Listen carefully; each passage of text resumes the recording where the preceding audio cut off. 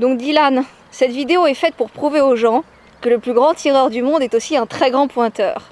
Beaucoup de joueurs, comme tu le disais, te taquinent, disent que finalement un tireur n'est pas un pointeur.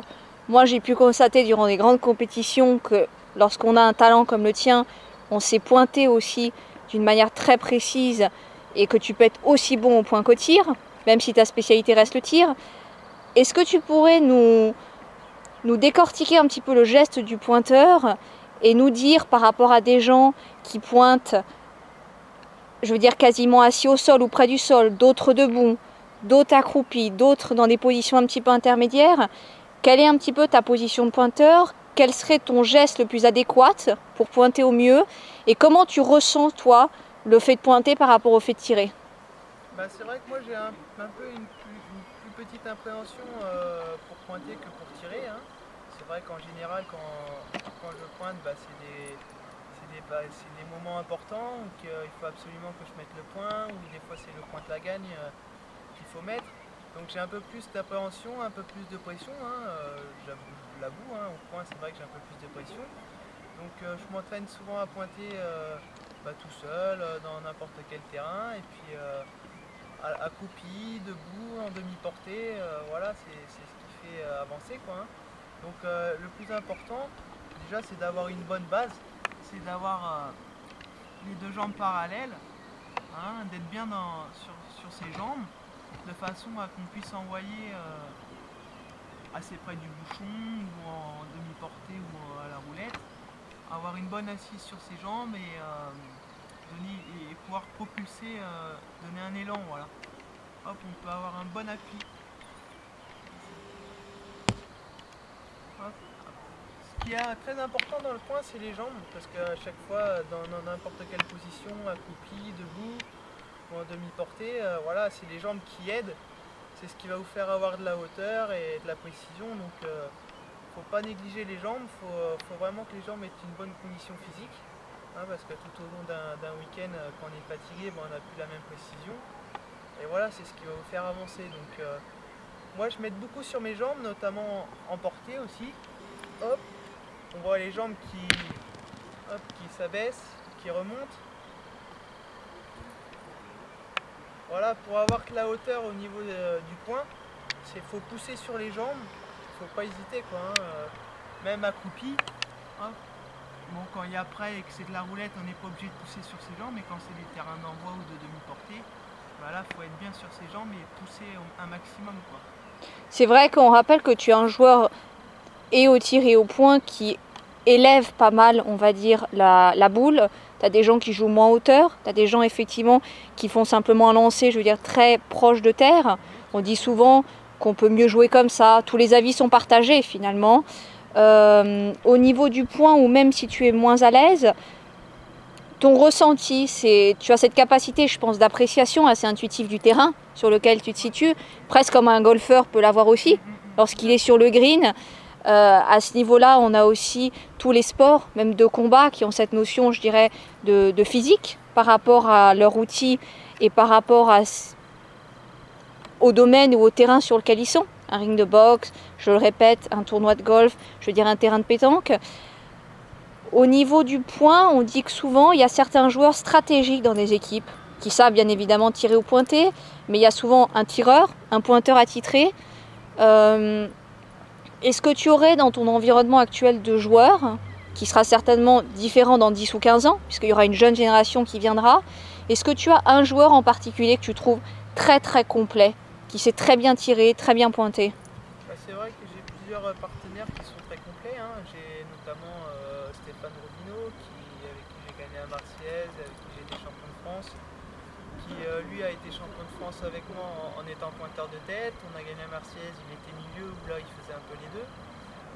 J'ai Romain Fournier qui lui aussi est très complet, et il est capable de passer du point au tir. J'ai Damien Huro, avec qui c'est un tireur d'habitude, avec qui j'ai gagné le mondial de Millau en doublette, il faisait le pointeur. Voilà, c'est vrai que tous ces joueurs-là ont cette capacité de passer du point au tir et même de faire les deux, donc c'est vraiment très bien. Et c'est vrai que quand on arrive sur un terrain, on sait tout de suite comment faut jouer les boules, si c'est en demi-portée, portée, quelle boule prendre. Voilà, on a ce gros avantage de pouvoir reconnaître le terrain facilement et voilà, avoir les bons outils au bon moment, quoi. Donc tu penses que le fait d'être un tireur ou un pointeur, c'est plus une question d'appréciation personnelle et de souhait, un petit peu dans une équipe, quelqu'un préfère le tir ou préfère le point? Voilà, tout à fait, parce que c'est vrai que moi, mon père, lui, il a été un très gros tireur dans les années 90. Oui. Et suite à des problèmes de dos, il a été obligé de passer au point et maintenant il fait partie des 3 meilleurs pointeurs de France. Donc voilà, je pense que quand on veut, on peut. Bon, après c'est vrai qu'il faut beaucoup d'entraînement. Voilà, Tu penses qu'au niveau de la gestuelle physique, le fait d'être tireur peut demander plus au corps que d'être pointeur? Bah, c'est vrai que pointeur, on piétine beaucoup, on s'accroupit, on remonte. Voilà, c'est vrai que c'est beaucoup usant. Mais sur la précision, ça se voit moins qu'au tir. Au bout de 5-6 parties, on commence à fatiguer, on commence à tirer un peu devant, un peu derrière, on a un peu plus de mal. Donc ça demande encore plus une condition physique que les autres, que le point, quoi. D'accord. Donc c'est pour ça quand tu parles de problème de dos ou de question de stabilité ou quoi que ce soit, c'est plus lié en fait à la fatigue durant une compétition ou au fil des années. C'est pour ça que moi j'essaye de faire un maximum de sport pour être en forme un maximum de temps, quoi, hein, pour pas perdre ma concentration et voilà, et ma force. Une partie ou un souvenir de ta carrière où tu aurais vraiment très bien pointé et très bien tiré, où on t'aurait demandé les deux et où tu aurais été assez satisfaite de ton résultat?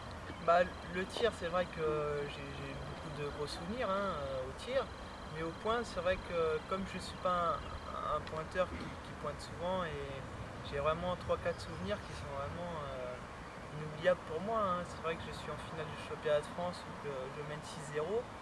J'ai mon collègue Stéphane Robineau qui fait une erreur sur le jet du bouchon. Il jette le bouchon à 6 mètres. Donc on prend 5 carreaux et puis à ma dernière boule je fais un bouchon franc alors que c'est vrai que j'ai un peu plus de mal au point. Et là ce bouchon me permet de ne pas en perdre 5 et surtout de marquer sur la med et nous donner cet écart qui nous fait gagner à la fin.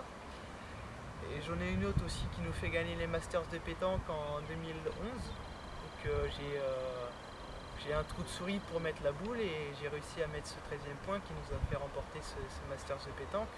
Alors que sur 100 personnes, il y en aurait eu 99 qui auraient cru que je ne l'aurais pas mise, quoi, hein. À ce moment-là que la partie est aussi importante. Voilà, c'est vrai que c'est des moments inoubliables, surtout que moi je suis tireur et gagner par moi-même au point, voilà, c'est vraiment incroyable. Ça restera voilà, dans ma mémoire pendant longtemps. Bon, j'ai aussi des souvenirs inoubliables dans le sens contraire, mais ça je vous les dirai pas tout de suite. En tout cas, moi, Dylan Rocher, je peux l'affirmer, je pense que tous les fans du monde entier seraient ravis de t'avoir, même en pointeur dans leurs équipes, dans l'avenir, tireur certainement, mais même pointeur. Donc en tout cas, ce qu'on retient, c'est que tireur ou pointeur, c'est toujours la même question de plaisir dans le sport qu'on va avoir, question d'entraînement, de régularité physique et mentale, et que par rapport à ça, bah écoute, on se dira rendez-vous dans 10 ans, 20 ans, peut-être 30 ans, voir comment tu auras pu faire grandir la prochaine relève de jeunes et grands joueurs de pétanque. La pétanque est un sport universel, c'est un sport qui se partage, c'est un sport qui est très ouvert, on va dire, aux autres. On le répète, c'est une aventure humaine. Et tous ces jeunes qui te regardent et qui sont passionnés et qui t'admirent énormément, on leur souhaite qu'un jour, ils puissent avoir Dylan Rocher en tant que professeur ou formateur, peut-être comme tu as eu la chance d'avoir ton père, et que tu puisses leur transmettre cette passion pour qu'ils développent le sport de la pétanque, et que peut-être un jour, peut-être Dylan Rocher Junior sera encore meilleur que son père, peut-être. Tout ce qu'on souhaite. Merci beaucoup, Dylan.